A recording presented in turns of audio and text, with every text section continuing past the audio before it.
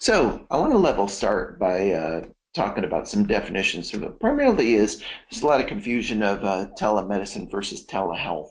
And only for my talk, Kathy did a great job last week of going over these in detail.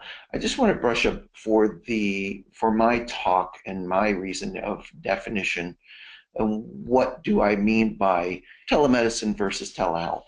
Um, for those of you who know me, I've been doing this for about 20 years, and this is one of my pet peeves, is that telemedicine used to be the word for everything that had to do with telemedicine. Now, more California has passed legislation, as well as some other states. The word telehealth is the overarching umbrella, and telemedicine is what you see here on the screen. And for basic definition quality, I'm going to call it live real-time based video conferencing is what we refer to now in the state of California. That's alleged by law set as this is a component piece of telemedicine. And this is what I will be covering when I talk about the word telemedicine. And what makes it so confusing is some states recognize the word telehealth, some others don't, same countries do or don't.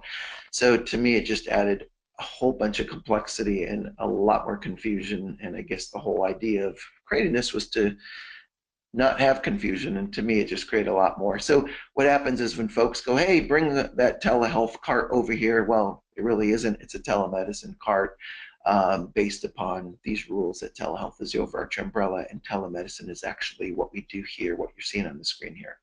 And to go over that, my buddy, Dr. Jim Marson there in the PICU, and he's helping a doctor that's in an area that's several hours away from him and assisting her with her patient there live via video with telemedicine.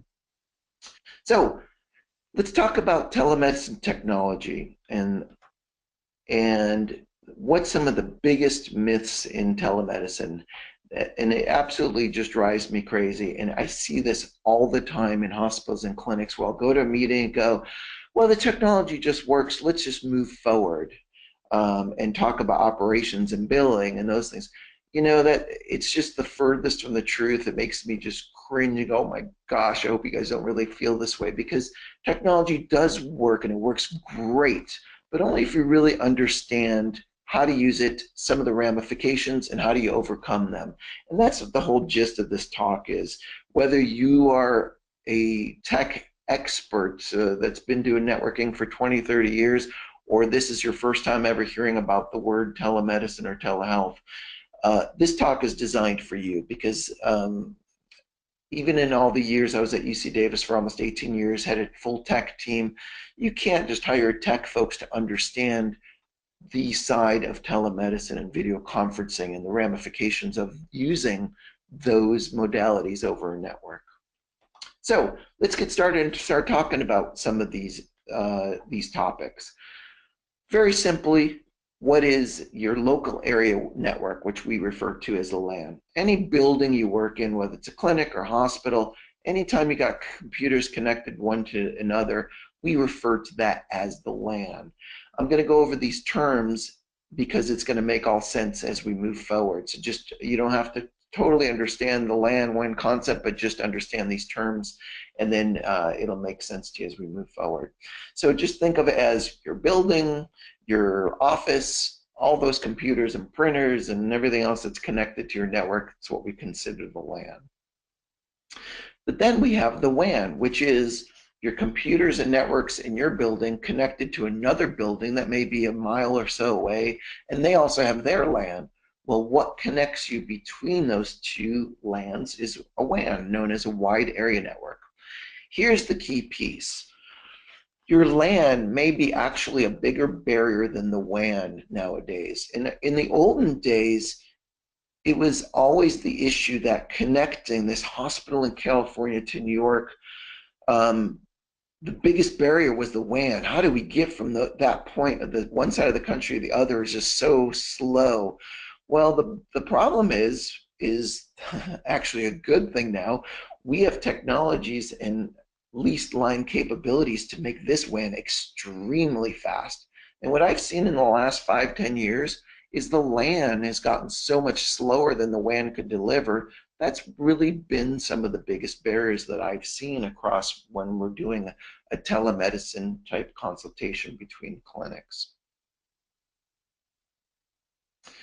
So now that we've learned what LAN and WAN is, what is bandwidth and why do we care in the space of telemedicine?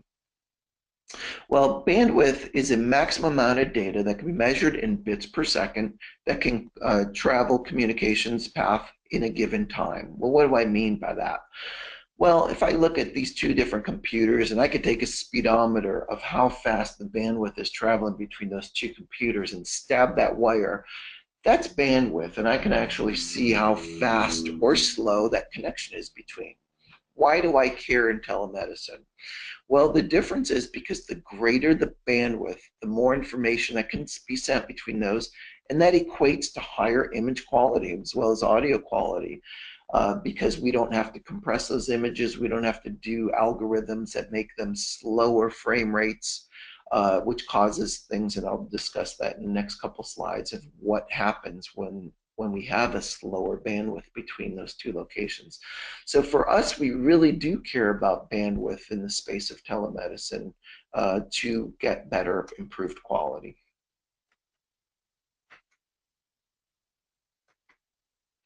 Okay, utilization.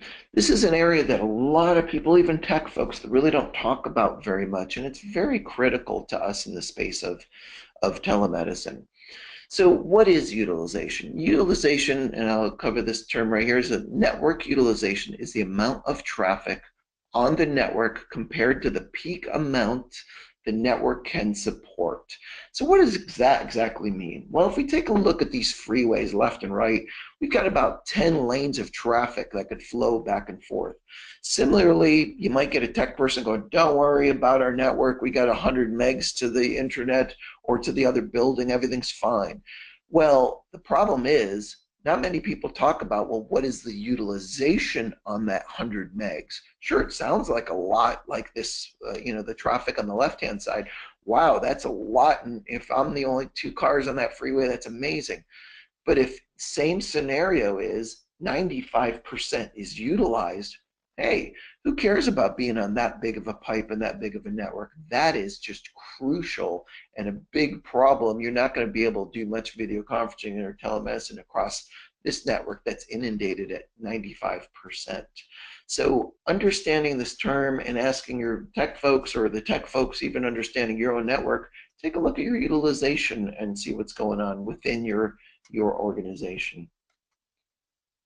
Last but not least of some terms I want to talk about is QoS. And what is QoS? It stands for quality of service. So now I've got a utilization. I know it's, oh, I'm doing pretty good. It's at 40%. But every once in a while, I'm still getting some bumps and hiccups in my video calls. Well, I can invoke QoS, IPpref or diffserv, some of these techniques that we use over video conferencing. What does that do for me? Just like in this image you see here, this video is kind of like in its own private share lane. All the rest of this traffic could be email, could be as somebody transferring files back and forth, but it allows your video to have this private share lane, if you will, to allow you to cut through and don't get bombarded by the rest of the traffic on your network. So it's another solution, another option we use in telemedicine to give us that ability, something else to think about.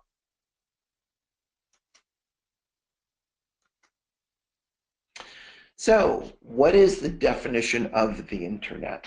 So the internet is basically broken up with two different words, inter meaning connected and net short for network. So basically it's a whole bunch of connected networks. So when I hear folks saying, hey, we're going to go ahead and use the internet to be able to connect to each other, hey, that's great and all, but there's a lot of things you have to consider and think about.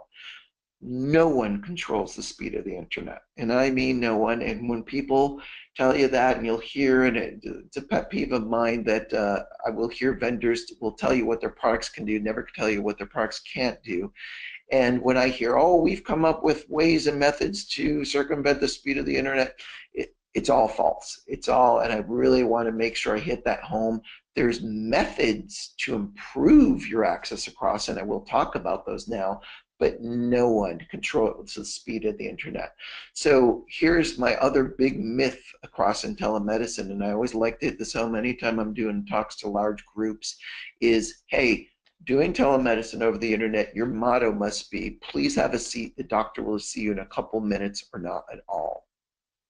Really, really, if there's one takeaway you're going to get from this talk today, please understand this piece of it. And I don't care, and I've been in rooms with tech folks will scream up and down saying this is not true. And let me explain to you why that is true. Is when you purchase your network connectivity, this is for your home, your office, I don't care where it is, and you're purchasing your access to the internet. You're buying, whether it's 1 meg, 10 megs, 100 megs, whatever you're going to pay for monthly to get access to.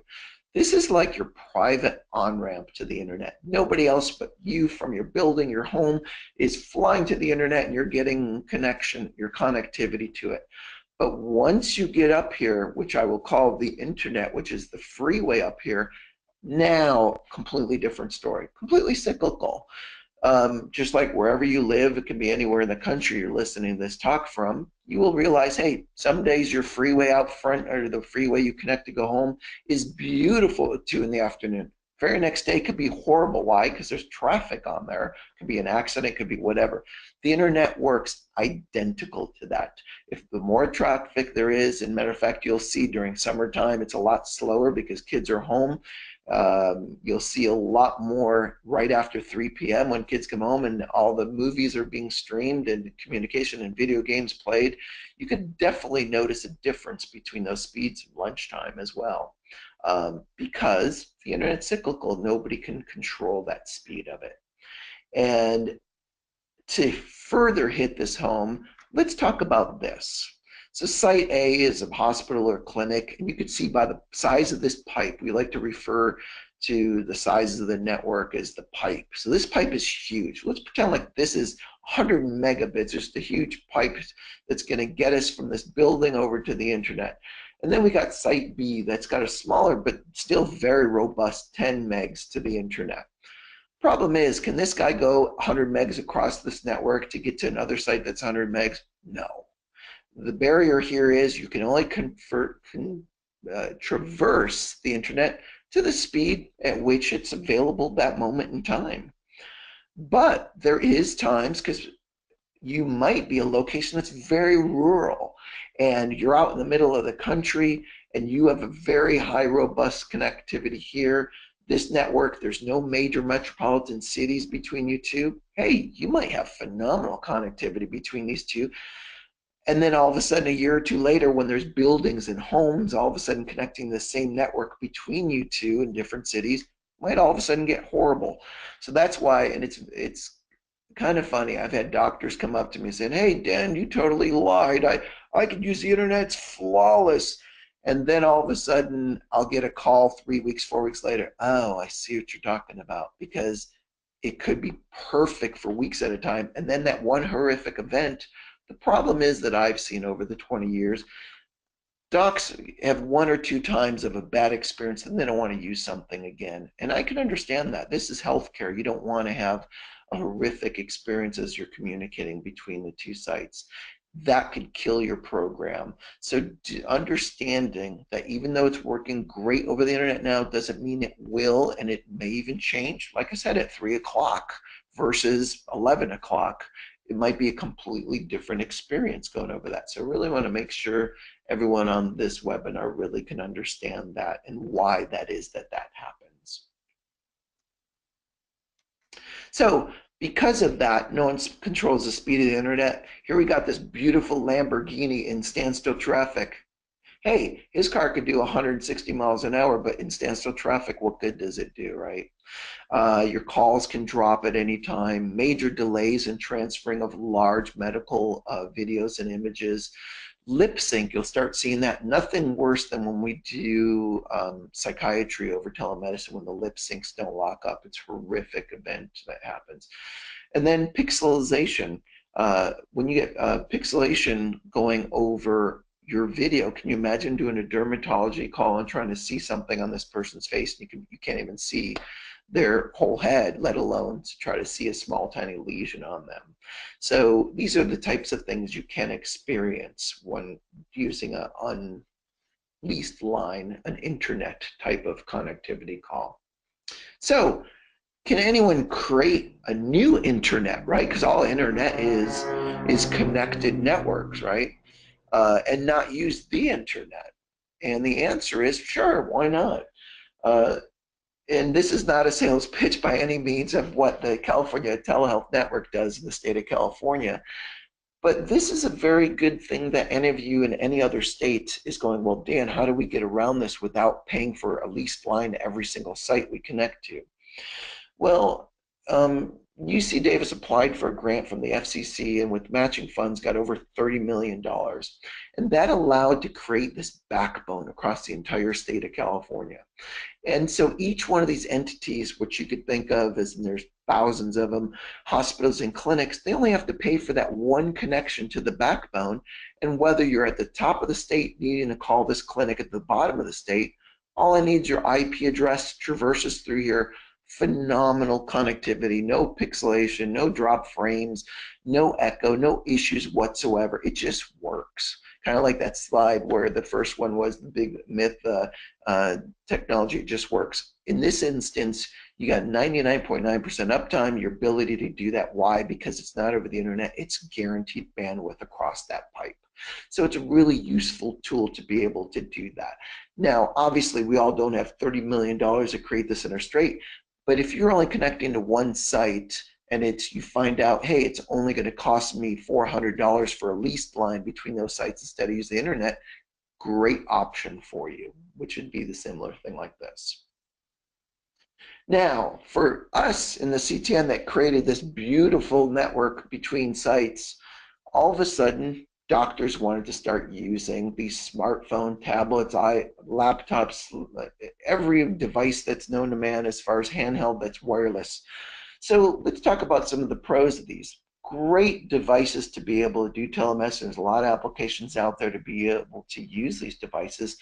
They're fast enough to do video conferencing now. They're a lot less expensive, much smaller. I could throw it in my lab coat.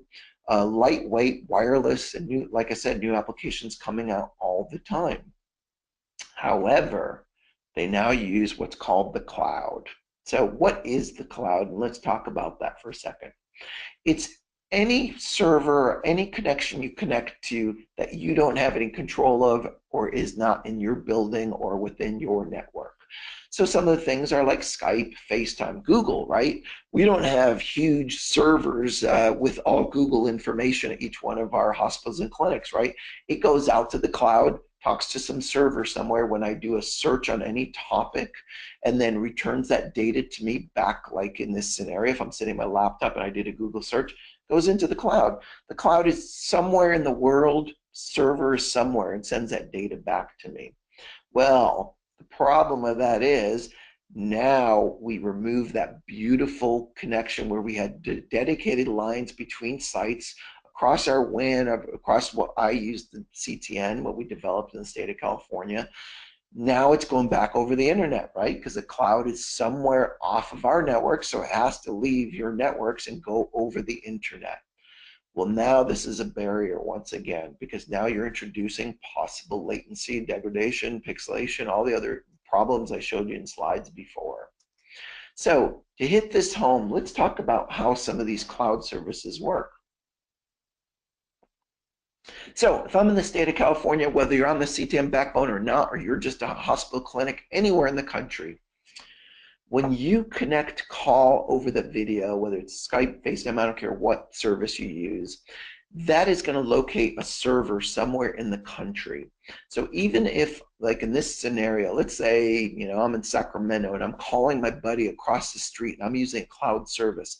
If the nearest server on that particular service I'm using is in Chicago, say, for instance, this route has to traverse to Chicago, come back to California, and go across the street to communicate. So you can only imagine the potential possibility of problems by being able to do that and having that type of introducing that type of situation within my network capability of doing a cloud service, right? So some of the things that we've done to alleviate this, because it was a nightmare. We had this great robust network, and now it opened up to the cloud, and now people are calling us complaining, going, I thought this was supposed to be a great network, and now it's horrible. What are you doing? Well, we're using our iPad or iPhone or whatever it might be, and we're using a cloud service. Well, that was outside our control. So what did we do? We purchased a cloud server system, put it on our backbone. So now, whether you're at the top of the state or bottom using one of these smart technologies, as long as you're on our network, it utilized our cloud service. Well, but what if you're not on the CTN? Once again, you're a site anywhere in the country or wherever.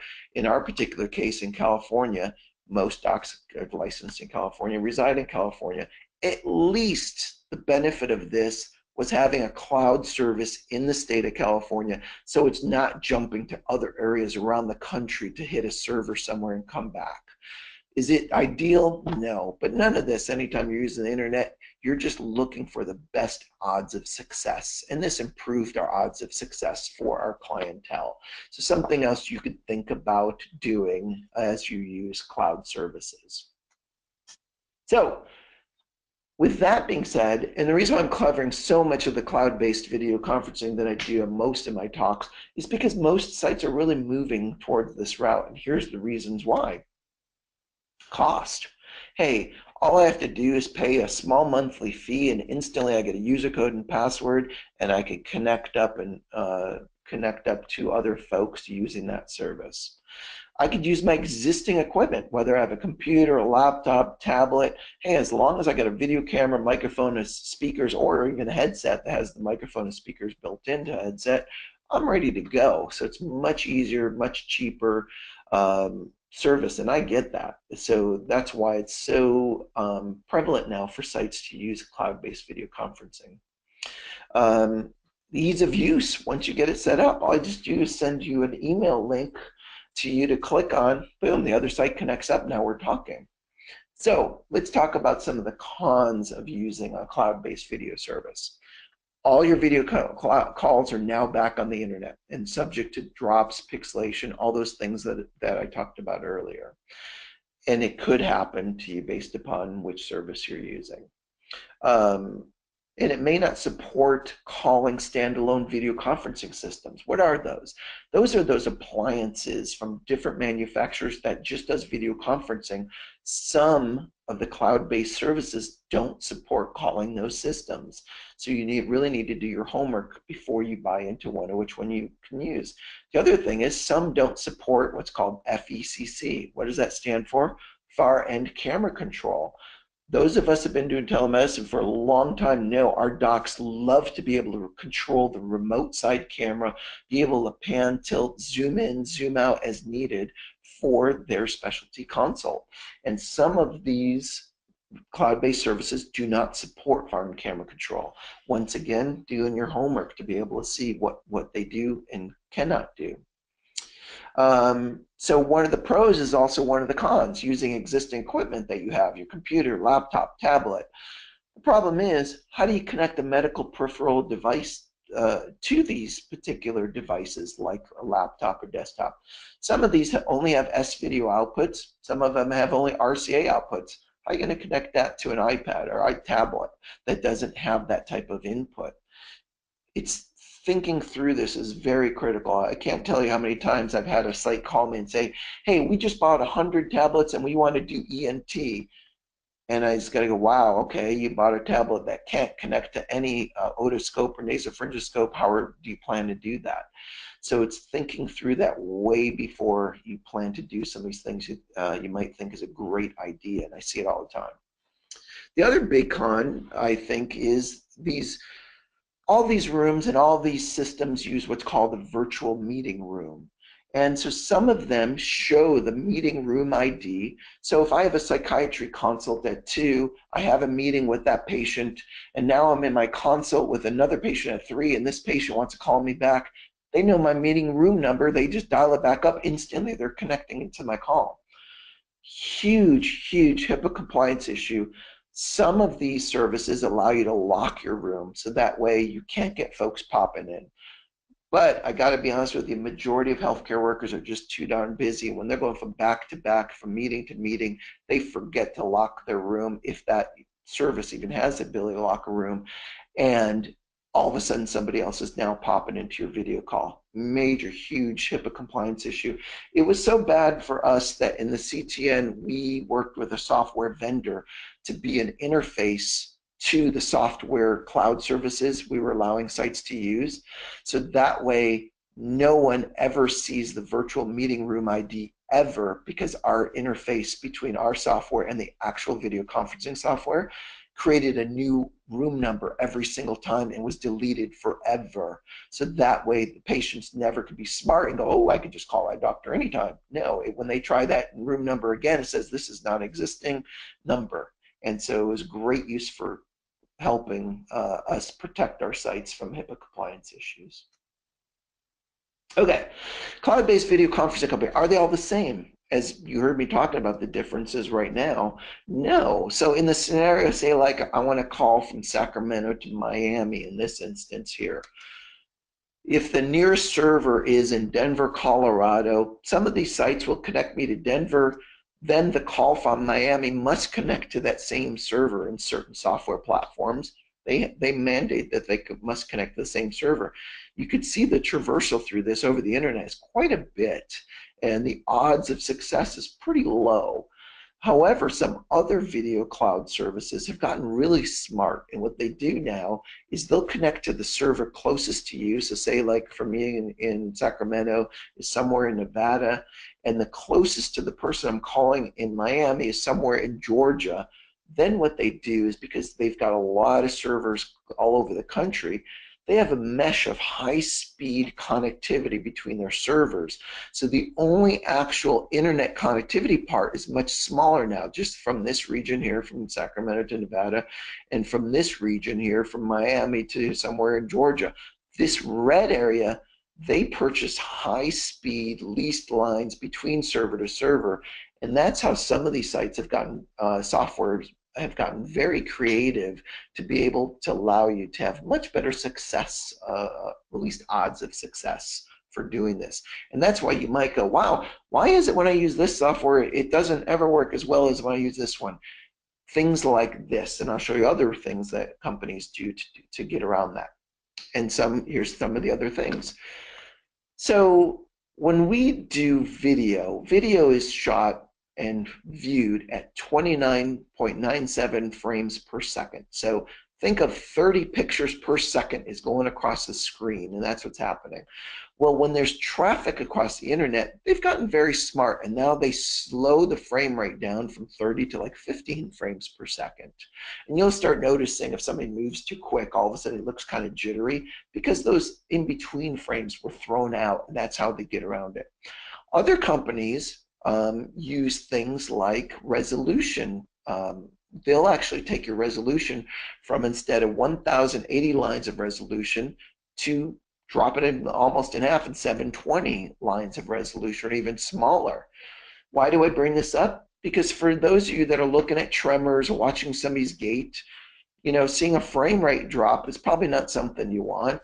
But in the opposite, if you're doing something where I'm looking at a lesion or doing a corneal transplant and looking at pathology, I want the highest resolution possible. So I probably wouldn't want a company that's changing the resolution to be able to accomplish this when the internet's slow. So these are the other things and the other methods used by software companies to get around the problematic instances that I've talked about this whole entire time about the internet. Now, this is the next one, which is cellular. So people always say, well, Dan, very simple, 4G and 5G is coming out, I'm going to use cellular. It's the largest misconception of all these modalities. And why is that? We already talked about our great private leased line backbone that we use across state. Then we've also talked about the internet, that no one controls the speed of the internet. Well, get a load of this. When I connect up via the internet or the CTN, when I am using cellular phone technology, it talks to a tower somewhere nearest you. It goes into the ground, and where does it go? It goes to the internet. So the barrier of when people talk to me about the speeds of cellular, hey, that's great and all, but if it's going to go through the same traversal route through the internet, this is much, much slower connectivity and probability. So I don't care if you're using 3G, 4G, 5G, or 100G comes out. If that cellular call is going through a tower, going through the ground, hitting the nearest internet jump it could jump to traverse, what good does it really do? And that's why some people find that even when I'm trying to make a cellular call and you'll say, sorry, all circuits are full right now, the utilization on these towers are maxed most of the time, especially in larger metropolitan areas. Now, you might say, well, Dan, that's not really true in other areas. Like I've done a lot of projects around the globe, about 300 of them around the world. South Korea, because they're not like us, they haven't had copper lines in the ground since, the last, well, God, almost 100 years. Um, they're all brand new networks, so they traverse from antenna to antenna and can do high speed, full frame video on cell phones. We unfortunately don't have that capability. We're using old technology. Once it jumps off of this great new technology, it jumps to the old technology and traverses. So you might go, that's why the cellular isn't that much better when we think about this. Because people always go, hey, I'll use cellular technology when I go to a rural location because I know they don't have great internet. Well, you're just going from the cellular to not that great internet and then traversing through. So I just want to make sure everybody understands that piece. Okay, so I love this because this happens so often, and I can't tell you how often this happens. And I will have somebody inadvertently, and I don't know, there's probably a question on here right now. I can't believe that's true because how is it possible that I could watch HD movies across the internet and every time, no matter what service you use, and it's just beautiful quality. I'm watching on my HDTV, and so here's this, yeah, huh? And I could see why that would be puzzling, right? Because how is that capable? How are you able to do that if what I'm saying is true and the internet is not so great as far as a true medium to always have guaranteed quality of service? Well, here's how that works. The way it works, and we need to talk about two different definitions. One is half duplex and the other one is full duplex. Let's take the first half.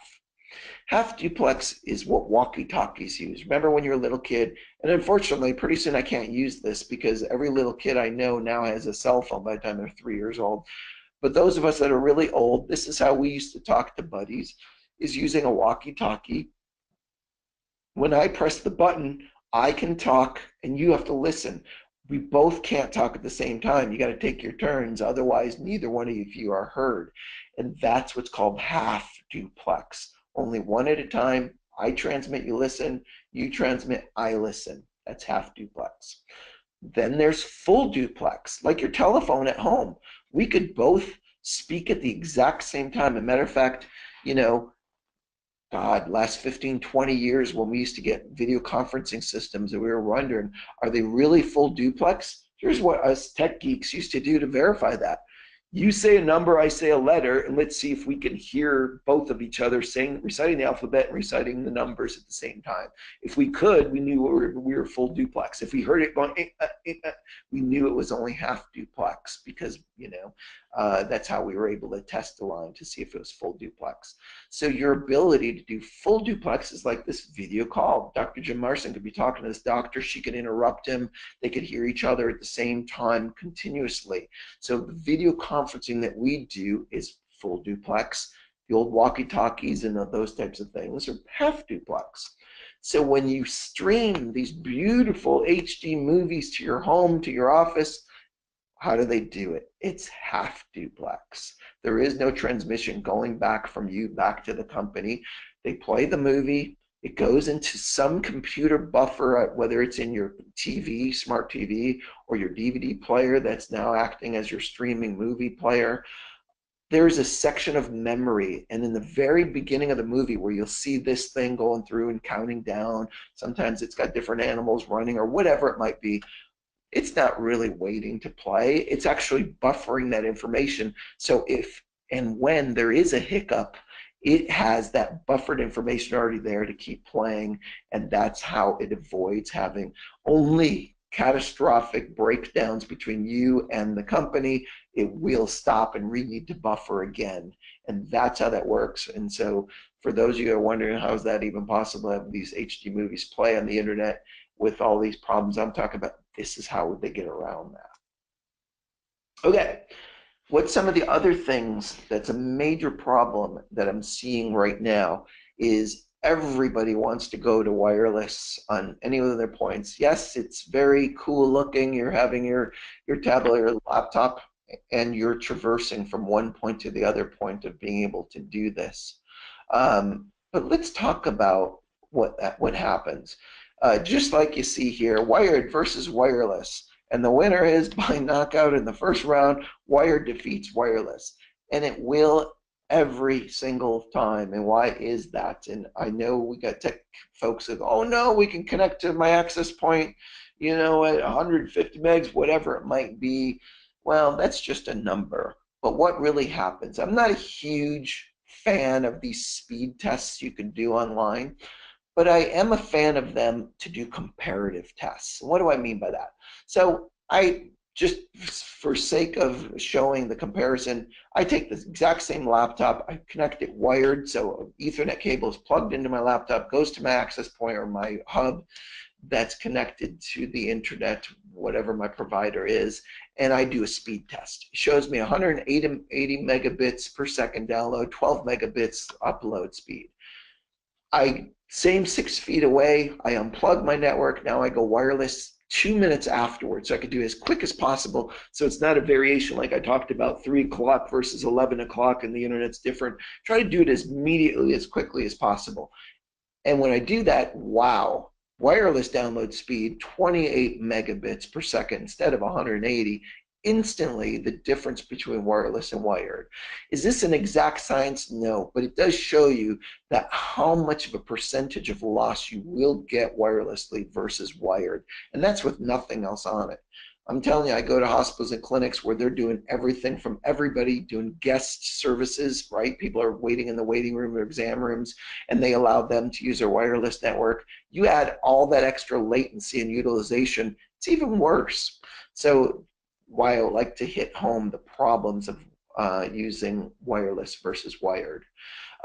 Here, went to a different location just to do the exact same kind of test, just to make sure people go, oh, that's just the location you're in.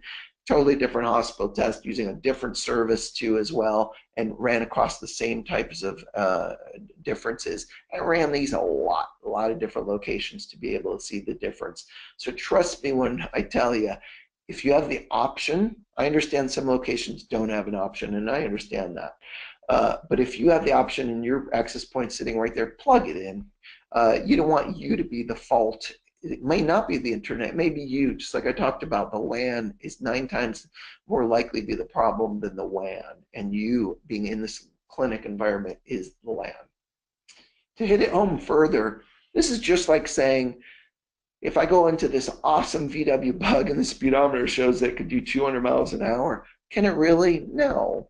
It's just the access point. When you connect to the access point, it says 50 megs or it says 100 megs, or I don't care if you get a gig, whatever it might be, the speed that you're connecting to. It doesn't mean it can actually connect to it. Just saying, hey, my ability is to do this. But the reality of it is it's going to do nowhere near. I guess this bug could do 200 if I dropped it out of an airplane or something. But that's about it. Okay.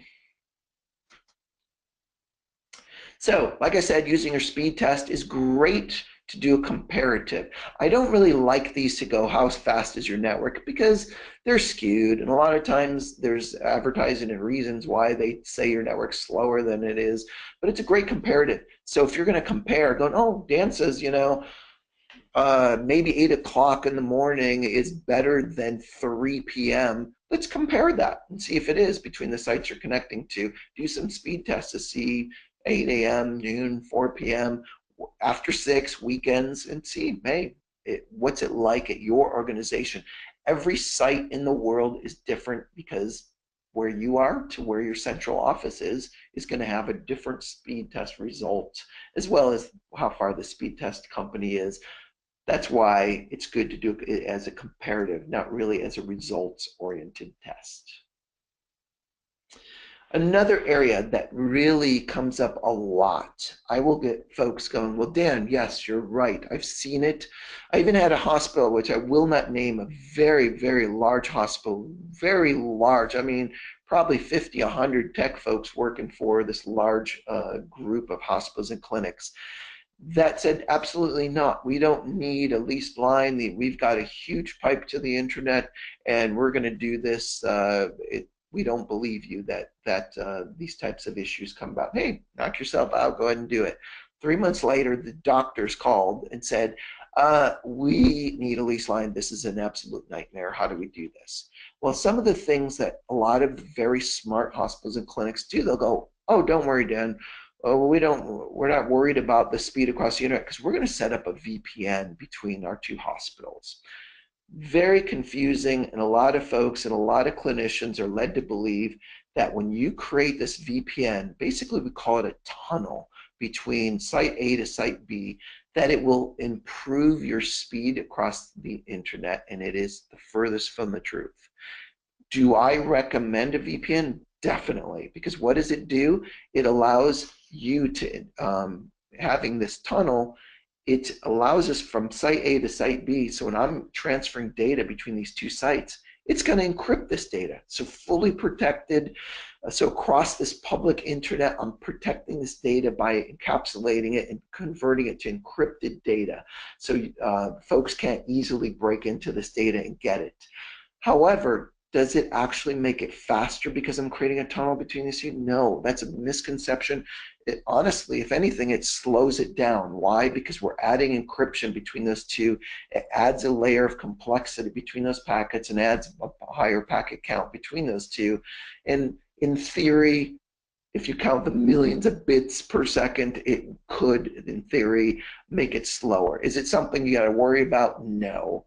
As far as the speed between how much slower it's going to make, because I highly recommend when you're transferring data between the two across the internet, use a VPN. It's a great solution to do this, but don't believe the misnomers that it's actually going to speed your connectivity between the two sites, because it does not. Okay, so what's some of the broadband, telemedicine broadband technology tips to use? Just like I talked about before, hey, if you have the option to go wired versus wireless, trust me, go wired.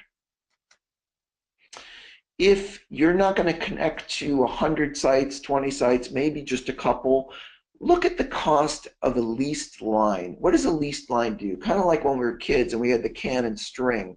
It's just a virtual ability to connect you directly from one site to the other site, so you're not traversing the internet, and depending upon the phone company that's between the two, can give you a guaranteed bandwidth broadband, whatever you guarantee between those two sites, whatever your contract you signed, and the uptime, and they're supporting that lease line between you to have a flawless connectivity and guaranteed 99% of the time versus hope for the best, which is what we do across the internet. Here's some of the possible solutions for that, but talk to your providers for internet connectivity of going leased versus internet. Sometimes it doesn't make sense. If I've got 5 different sites I'm doing consults with, or 10 or 20, hey, it's never going to make financial sense to pay $1,500 per lease line. I get that. So then you use the modalities I talked about with cloud services and look at those differences between them to choose the right one for you. Okay, another thing you can do, if you do have to use the internet, and I am calling between 2 sites or 20 sites, if I've got these endpoints, these hardwired configured endpoints, or even laptops with software that allow me to do endpoint, point-to-point calls, use them. What does that mean? It means from this site, like I talked a lot about, from Sacramento to Miami, wherever it might be, it calls from IP address to IP address. It's not using a cloud server somewhere that's connecting us to. Your odds of success may or may not be better by calling this direct system to this direct system instead of using a middleman to get you there. So it's something to try and do. And even more so if you're closer proximity to each other, definitely within the same network, by all means, I would use IP to IP, direct call, between these two systems. And same like I talked about here, a laptop could do the same thing of using software that will allow a point-to-point call versus a cloud services call. The other thing, it's completely free, right? Internet's free to use. So once you pay to get on the internet. So if this site is in one region of my city and this unit's in another part of the city, if I know the IP address between the two and their public IPs, I can just call it, not pay any extra money besides what I already pay for internet connectivity.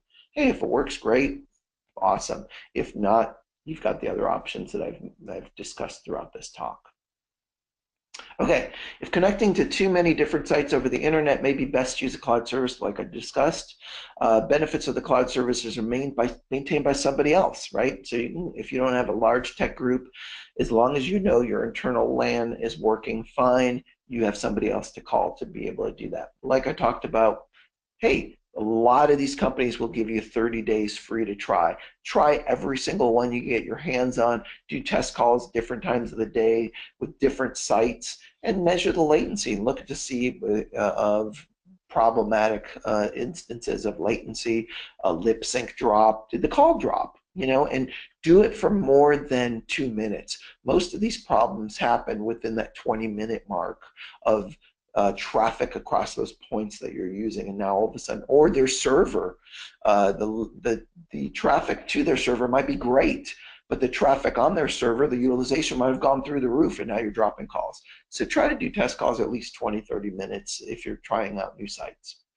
How do they connect their services between each other, and what services do they offer? I already talked about that.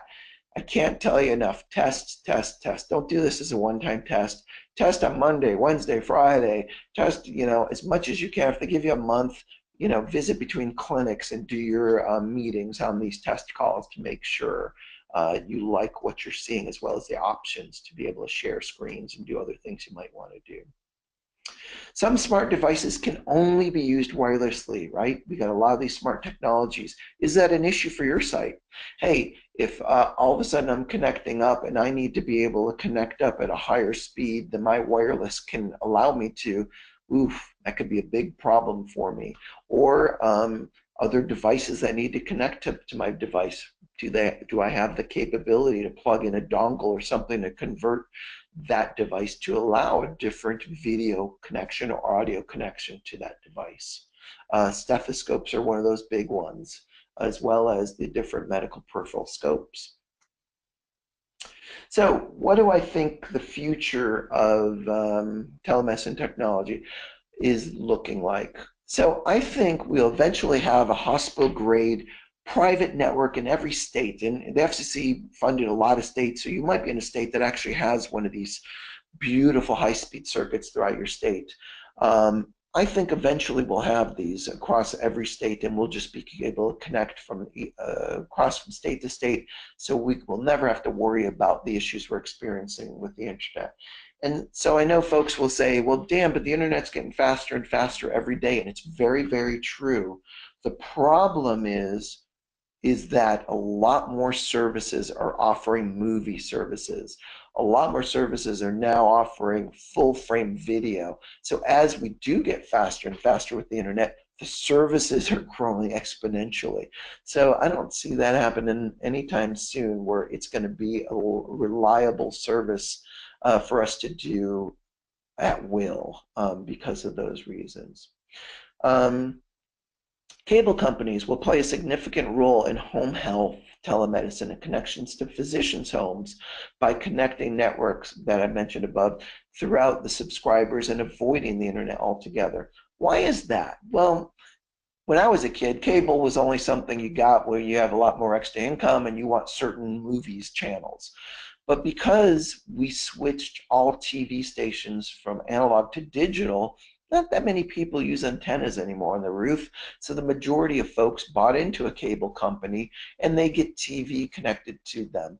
Well, the cable companies allow you directly from your home to wherever the cable company is traversal, very high speeds to allow this to happen. And I think someday, as home health becomes more reimbursable, more access to the home, I think the cable companies are going to play a very significant role in allowing us to go from docs' homes to clinics to traverse from cable networks to networks to avoid the problematic issues across the internet, and will play a more significant role. We're already seeing that already in some certain cities. I also think that the EMRs of the world will become a lot more intelligent, and all the software services and all the video conferencing and the scheduling, all those components and pieces will be embedded in the EMR. Then they'll use these other services like the cable companies and everything else to traverse to be able to communicate that, or like what we did with the CTN and all these other states to connect. So it's going to become more universally used within one software application is where I'm really thinking where it's going to be going from there. And that concludes my talk. And let me see if I can bring up this questions window. Let's check on time. I've got 9 minutes left here. And here's a question that just came in. So what is the best way to choose a cloud-based video conferencing system over another? It's tough, right? Because and I encourage you, if you're really looking to do that, watch this presentation again, especially during the parts about how they work. Because some of these companies work by connecting the far end and the near site to one server. Some other conferencing cloud services will connect each site to the closest server and use a high-speed network to get you to connect between those server to servers. They also use methods like I talked about where you might slow down the speed at which the video service is connecting, meaning frame rate. Well, that might not be great if you're a podiatry and you're watching somebody's gait and it's slowing down, or neurology and I'm looking at somebody's tremor and now it's slowing down the frame rate. Or they might throw out resolution versus frame rate, and now the resolution isn't as good. 9 times out of 10, us as humans, we can't even detect that. But it's something you'd want to at least compare and look at that and get a free membership for a month or so. I've never seen one that won't give you one, and test it, and test not only with one site but with several sites or all the sites you plan on using to be able to do that. Let's see. So approximately, here's another great question. Approximately, what is the cost for monthly cloud-based CTN access? So from us, we really serve the underserved. So we work with the vendors to really put them in a headlock and give us the best price, right? So we leverage our consortium of over 500 sites.